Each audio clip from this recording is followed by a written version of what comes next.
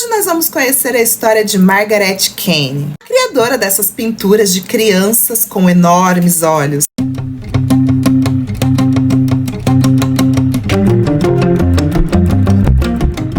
Olá, curiosos, tudo bem com vocês? Sejam bem-vindos a mais um vídeo. Eu me chamo Grace e no vídeo de hoje nós vamos falar sobre a história surpreendente que vai te dar raiva em alguns momentos. A história de Margaret Kane chegou a virar filme, gente. Se você ainda não assistiu, é do diretor Tim Burton, se chama Grandes Olhos.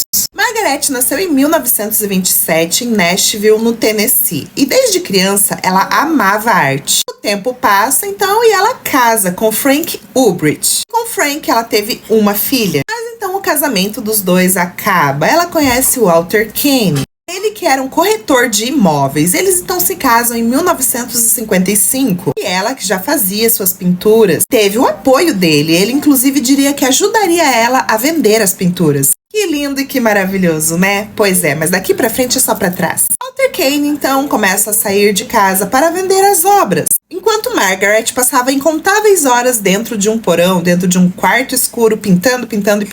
Mas o que Margaret não sabia é que ele estava vendendo as suas obras sim, mas como se ele fosse o artista. Margaret tinha uma personalidade mais tímida, até mesmo amedrontada. Ela descobre a mentira do marido quando uma fã perguntou a ela assim: "Você também pinta?" Então eles começam a ganhar dinheiro. Ele vivia em festas com uma vida luxuosa e amantes, enquanto ela estava trancada pintando por 16 horas seguidas em casa. Ah, mas ela não confrontou ele? Como assim você está se passando por mim? Pois então, ele começou a ameaçar ela e a filha Jane, que se ela contasse a verdade pra alguém, ele mataria as duas. Walter começa a aparecer na TV, dar entrevistas em revistas. Ele estava ficando realmente famoso. Claro que tinha todo o contexto da época, né, no qual a obra de arte das mulheres não era valorizada. Anos depois, ela confessou que os olhos tristes eram realmente um grito de socorro. Na infância, ela ficou surda temporariamente e ela começou a perceber que os olhos das pessoas também expressavam emoções, não apenas o que elas falavam. Mas convenhamos que tem uns olhares bem mais tristes que outros. Agora você imagina uma mulher talentosíssima,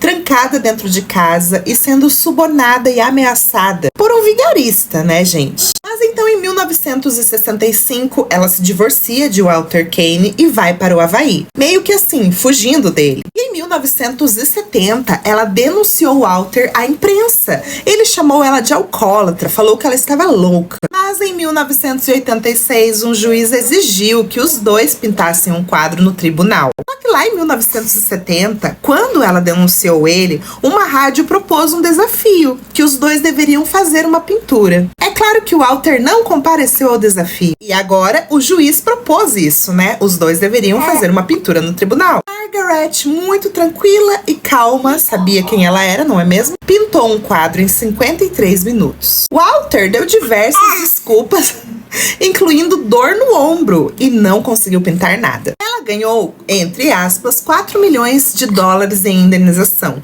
Por que, entre aspas? Porque o Walter nunca pagou ela. Mas mesmo ela não ganhando os 4 milhões de dólares, a justiça foi feita, segundo ela mesma disse. E lembra que o Walter e Margaret se divorciaram em 1965, certo? Pois então, mesmo após o divórcio, Walter manteve o controle das vendas das pinturas dela. Continuou lucrando e o pior, dizendo que ele era o verdadeiro autor das obras. Ela até concordou de continuar pintando para ele secretamente. Até 1970, quando ela vai pro Havaí, fugindo dele, e lá ela se casa pela terceira vez. Walter morreu aos 85 anos nos anos 2000. Morreu pobre na obscuridade, mas ele nunca assumiu que as obras não eram dele. Margaret, por outro lado, viu sua arte renascer. Ela morreu em 2022 aos 94 anos de idade. Como eu já disse no começo, sua história ganhou até mesmo um filme. É, minha gente, que bom ver um final feliz, não é mesmo? E Os Grandes Olhos de Margaret Kane foi inspiração para também um desenho que nós conhecemos muito bem. Sim, As Meninas Superpoderosas. E essa foi uma história de uma mulher que sofreu, mas soube ressignificar a sua dor. E apesar de tudo, foi reconhecida como a artista. Agora eu fico pensando, quantas histórias assim não vieram à tona? Tantas mulheres que eram inteligentes e eram autoras de sua própria arte, teorias, métodos, e não foram reconhecidas a tempo.